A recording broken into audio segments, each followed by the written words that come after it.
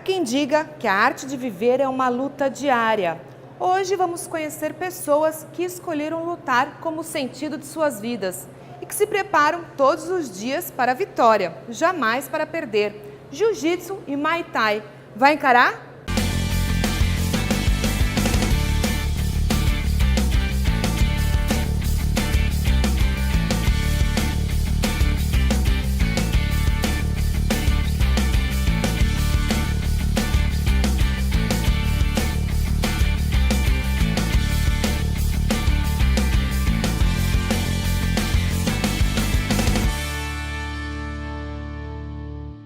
Uma de origem japonesa, outra de origem tailandesa.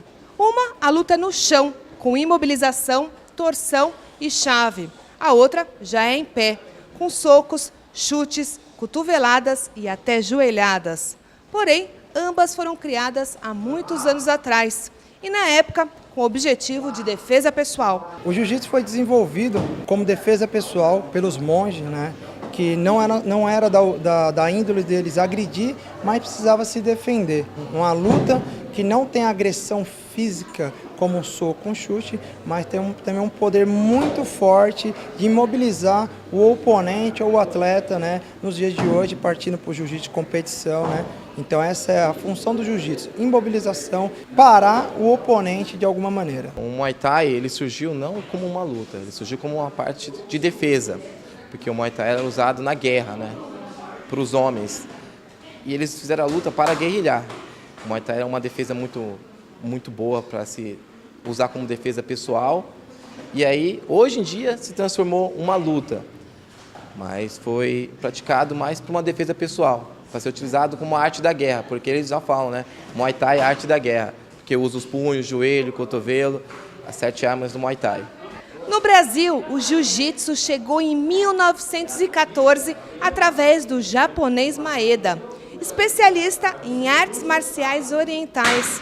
Já o Muay Thai só chegou no país em 1979, mais conhecido como boxe tailandês. No Brasil, uma origem de boxe tailandês, né, que muitos acreditam que ainda não é um Muay Thai legítimo, né, mas muitas academias, muitos professores já conseguem desenvolver esse Muay Thai, que é a parte do cotovelo. Hoje em dia, o Brasil, a gente fez o quê? Aprimorou o Muay Thai. A gente usa boxe, a gente usa chute, cotovelo, mas na Tailândia o mais usado é o quê?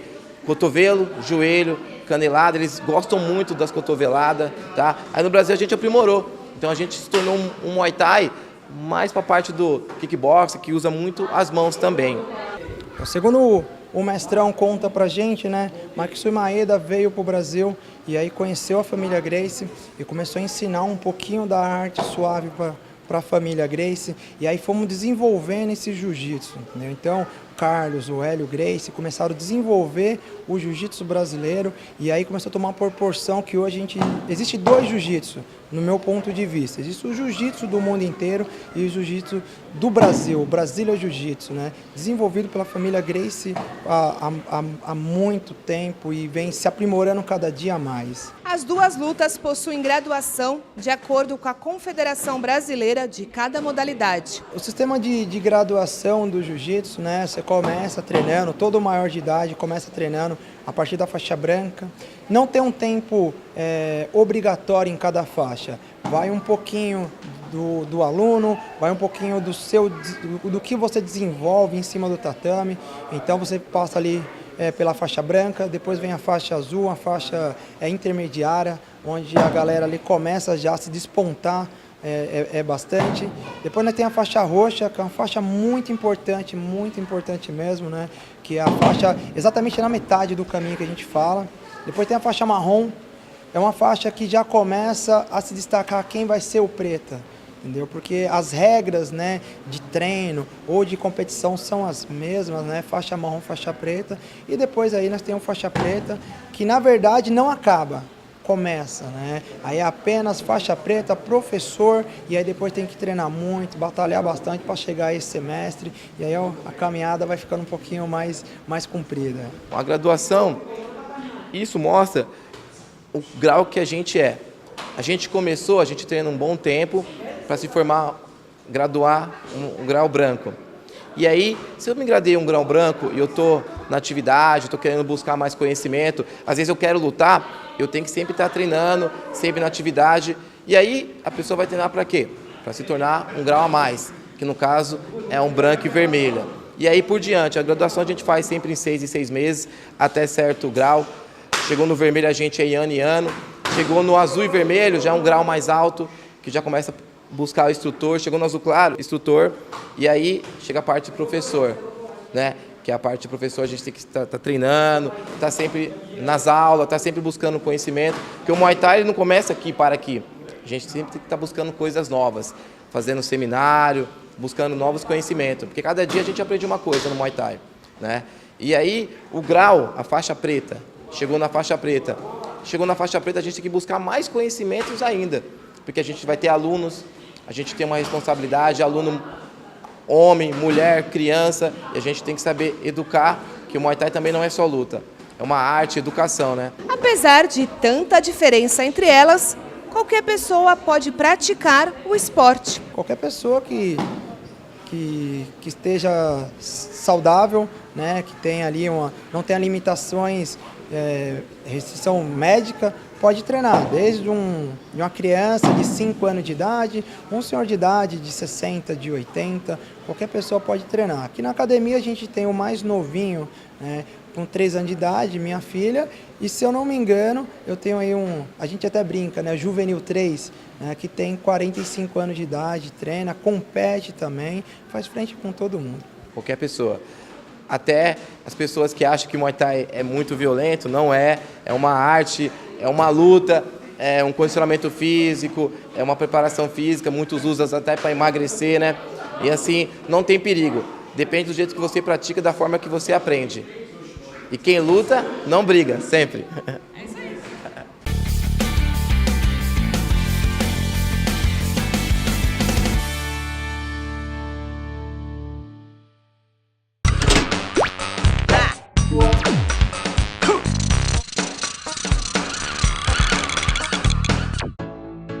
Com o consórcio Mage de Imóveis, você não fica só imaginando como seria a casa dos sonhos ou o imóvel comercial para abrir um negócio próprio. Talvez a casa no campo ou na praia para relaxar, ou até mesmo quitar o financiamento do imóvel atual. Com o consórcio Mage de Imóveis, você usa sua carta de crédito como quiser para aumentar seu patrimônio. Você ainda pode utilizar o seu FGTS para ofertar um lance e potencializar sua contemplação. E totalmente sem juros para conquistar seus objetivos. Consórcio Mage de Imóveis. Pensar no futuro é agir agora.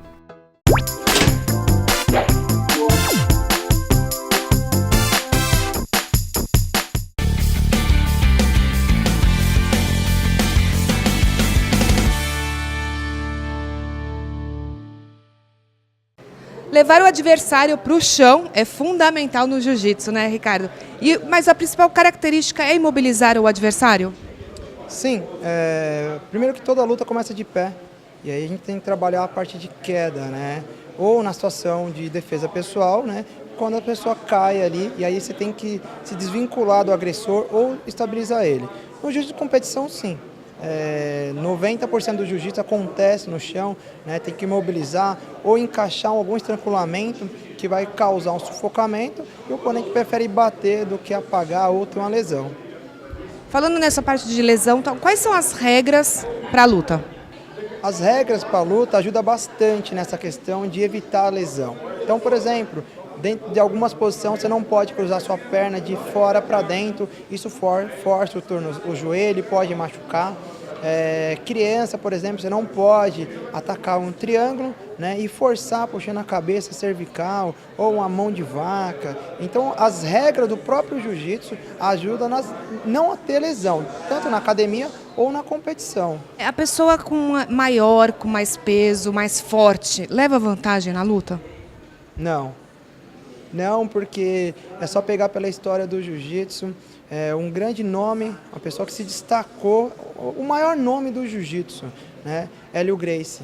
E ele não era um cara grande, era um cara franzino, de baixa estrutura, e ganhava de oponentes mais novos, né, de idade e muito maior. Até lutas que teve aí com o dobro do peso dele, e ele ganhava aí com uma certa uma certa destreza do jiu-jitsu. Então, a técnica, ela vai sempre sobressair com a força. A força, ela ajuda, mas tem que ter uma técnica apurada e ajustada ali para o condicionamento físico. E uma estratégia também ajuda mais ainda. Sim, eu lembro quando eu comecei na faixa branca e o meu mestre sempre falava assim, o jiu-jitsu é estratégia, é um xadrez. Eu pensava, não, é força. Né? E conforme eu fui treinando, me graduando, hoje eu consigo entender isso. Entender a estratégia, o jeito, a força correta, da maneira correta. Muitas vezes ceder, deixar o oponente colocar a mão ou se posicionar daquela maneira para você conseguir fazer uma inversão ou atacar uma finalização. Então, a estratégia faz parte. Qual é o maior lutador da história do jiu-jitsu? Assim, qual o maior da história do jiu-jitsu? São muitos de verdade. Tem o que eu mais admiro, né? Porque você ser um grande lutador, você ir lá e conquistar bons títulos, ganhar de grandes nomes, é uma coisa que também é um destaque. Mas, na minha opinião, um dos maiores lutadores de jiu-jitsu é o Carlos Gracie Jr., porque além de ser um excelente atleta, ele formou uma equipe muito forte. A Gracie Barra hoje é a maior escola de jiu-jitsu do mundo. Em qualquer lugar que você for do mundo, em qualquer cidade, você encontra a Gracie Barra. Entendeu? Então, na minha opinião, ele para mim é um dos maiores lutadores. Porque dentro do tatame, fora do tatame, a luta é muito grande. Entendeu? Então, na minha opinião, pessoal, é o Carlinhos. Para mim, o Carlinhos Júnior assim, é um grande ídolo. O jiu-jitsu, pelo que eu vi, ele mexe muito a parte muscular, cardiovascular. Ele também tem uma qualidade de vida, que trabalha também com inclusão social. Sim, palavra do Carlinhos, né? Ele fala se o mundo inteiro praticasse o jiu-jitsu, seria um mundo melhor. Primeiro que vai começar pela questão de respeito. Hoje eu passo na rua, amigos de infância, falam, e aí, professor? Então isso já é um respeito. Então ele já começa sendo bom por aí. É um esporte que você tem que mexe o corpo inteiro. Não tem eu tenho que ser bom, forte o braço, forte a perna, tem que ser forte tudo, quadril. Bom lutador de jiu-jitsu não é o cara mais forte. Na minha opinião, é o cara que tem a melhor mobilidade, o melhor quadril, o cara consegue se movimentar muito bem, muito solto dentro de cada posição. E isso você precisa ter um cardio muito bom, precisa ter um preparo físico muito bom. Então, mas também tem uma coisa, o cara é acima do peso. Ele vai perder um peso, vai pegar um condicionamento físico e às vezes ele é muito bom pesando 100 kg. Outros já são muito bons pesando 70 kg. Então é um esporte que ele se adapta à pessoa, à sua necessidade, o seu biotipo, né? Nem todo mundo tem biotipo para ser magro, nem todo mundo tem biotipo para ser muito forte. Então ele se encaixa em todos os biotipos e aí o condicionamento físico vai entrar, tanto no pequenininho como no cara mais grande e mais forte. Não existe um biotipo específico para treinar jiu-jitsu. Existe uma idade recomendada. A partir dos 5 anos de idade, a gente já se recomenda que treine jiu-jitsu, né? Não tem uma idade limite. Então, isso é uma inclusão social muito grande. Outra coisa, até para jiu-jitsu hoje. Para jiu-jitsu hoje vem muito forte. Temos aluno aqui na academia que é do para jiu-jitsu. Então, a inclusão social está em tudo. Não tem, você pesa 180 quilos, você não pode treinar jiu-jitsu, você pesa 40 quilos, você não pode. Então, qualquer peso, qualquer idade, pode treinar jiu-jitsu. Então, acho que a maior inclusão social do esporte é essa. Bom, então vamos colocar aí o kimono e vamos pro tatame? A luta, os. Então vamos lá.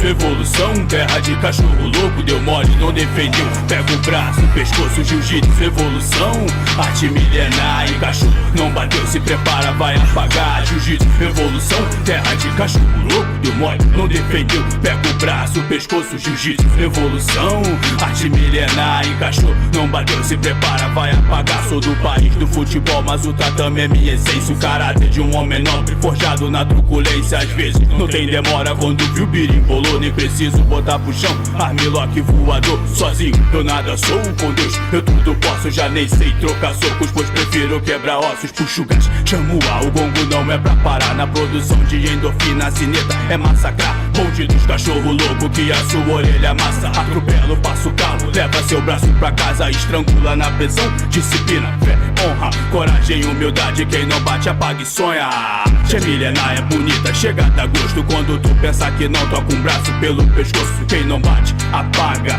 deixa de ser bobo, parou, cumprimenta, volta e começa de novo, é jiu-jitsu, evolução, terra de cachorro louco, deu mole, não defendeu, pega o braço, pescoço, jiu-jitsu, evolução, arte milenar, encaixou, não bateu, se prepara, vai apagar.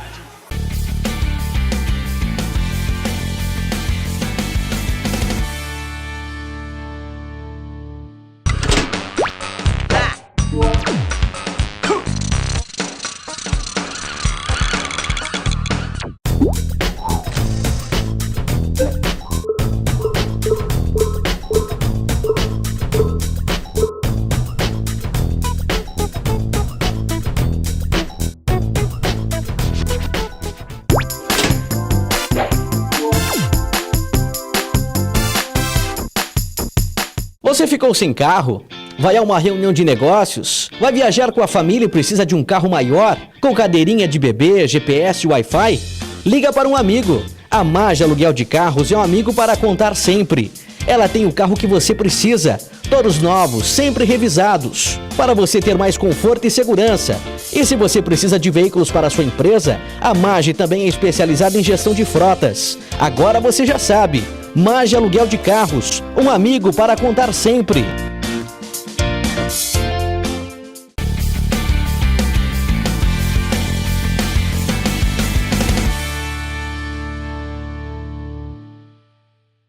Antigamente, no Muay Thai, os lutadores eles se enfrentavam até que um deles era nocauteado. E com isso levava até a morte. A partir de 1920, surgiram algumas regras. E o Périx vai contar um pouquinho pra gente sobre isso. Périx, me fala um pouquinho quais foram essas regras. Sim, o Muay Thai hoje em dia, ele é um esporte, né? Antigamente eles lutavam e competiam um com o outro, mas assim, não tinha tempo indeterminado para acabar, nem começar, só tinha para começar, para acabar era sempre com nocaute ou desistência do atleta. Hoje em dia não, hoje em dia tem rounds. Por quê? Porque a gente preza muito também a pessoa, né? A integridade da pessoa, né? Porque é uma luta que pode se machucar, então hoje a gente tem regras de rounds, né? Tem regras de peso, tem regras de graduação, um aluno não pode lutar com um professor, tem a regra do amador profissional. O profissional, ele luta com um profissional.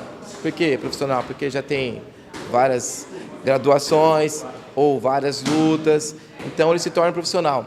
O amador não, o amador ele está iniciando, então a gente não pode colocar um cara que tem mais experiência com um amador que está iniciando. Hoje em dia, então, hoje é um esporte, é mais saúde, mais saudável. Sim, tem aqueles que lutam, né, que quer competir, mas tem também o tempo de treino certinho. Então não tem mais aquela violência de bater até matar ou se machucar. Hoje em dia, mulheres praticam esporte, crianças. Bom, pratico Muay Thai há um mês. Escolhi o Muay Thai primeiro para emagrecer e segundo porque eu gosto de luta. Pratiquei capoeira por 15 anos e aí o Péricles me convidou para conhecer o Muay Thai e estou apaixonada por essa modalidade. Ajuda a mulher na defesa pessoal, caso aconteça alguma coisa, ainda mais na sociedade que a gente se encontra.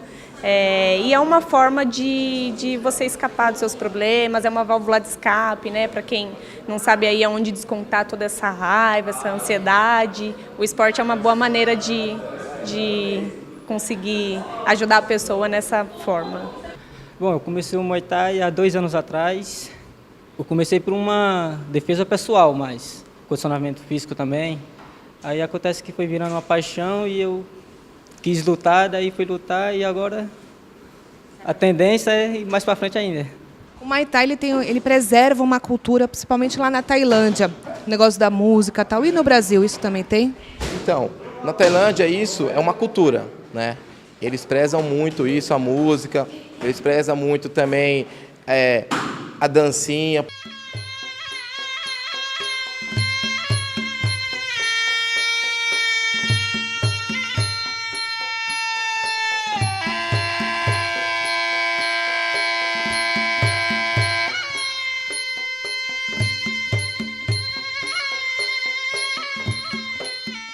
Por quê?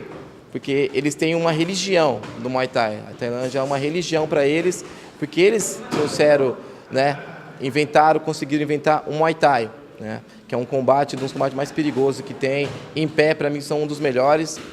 E a dancinha, eles inventaram por quê? Porque tem uma religião que é a parte de Buda, e aí eles querem plantar isso, porque é a regra. Mas no Brasil, não. No Brasil a gente treina, a gente não...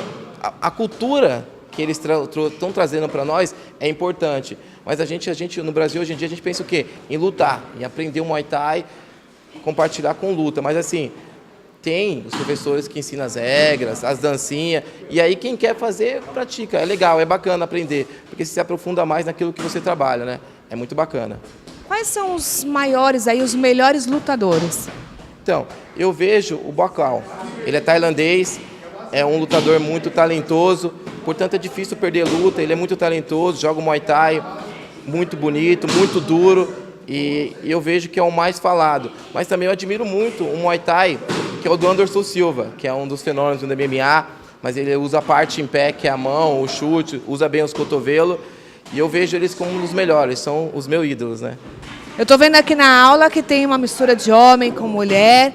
Existe uma diferença de categoria? Como é que é feito esse treino? Então, sim, existe a categoria, existe os mais graduados, eles treinam com os mais graduados, e os graduados eles treinam mais o quê?